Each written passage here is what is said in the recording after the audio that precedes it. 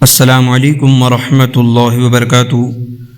دوستو رجی ساتھیوں، آج کی ویڈیو میں ہم بہت اہم بات آپ کے سامنے پیش کرنے والے ہیں کہ بہت سارے تبلیغی حضرات کو آپ نے یہ کہتے ہوئے سنا ہوگا کہ جب بھی کوئی جماعت کے آنا چل جاتا ہے اور جماعت میں نکلنے کے بعد اس کو جو کہ ایک نماز کا ثواب 7 لاکھ نمازوں کے برابر ملتا ہے۔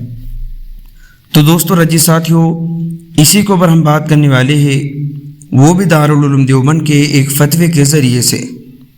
تو دوستو سب سے پہلے آپ اپنی اسکرین پر وہ دارالعلوم دیوبند کا فتویٰ دیکھیے، کیا فرماتے ہو علماء دین مفتیان اکرام مسئلہ ذیل کے بارے میں کہ تبلیغی جماعت کے مقررین کا کہنا ہے کہ جماعت میں نکلنے کے بعد ایک نماز کا ثواب 7 لاکھ نماز کے برابر ملتا ہے۔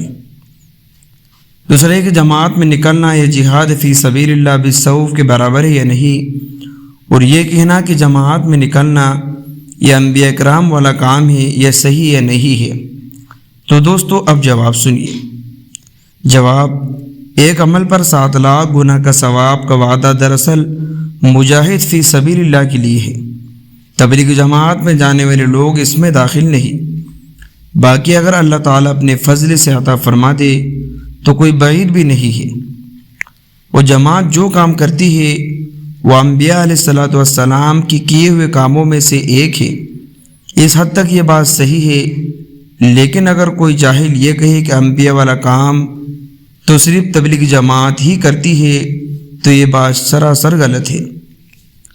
تو دوستو رجی ساتھیوں، ہم نے دارالعلوم دیوبند کا ایک فتویٰ آپ کے سامنے پیش کیا، اس سے آپ کو پوری وضاحت ہو ہی گئی ہوگی کہ جو باتیں ہم نے پیش کی ہے وہ باتیں صحیح ہے یا نہیں۔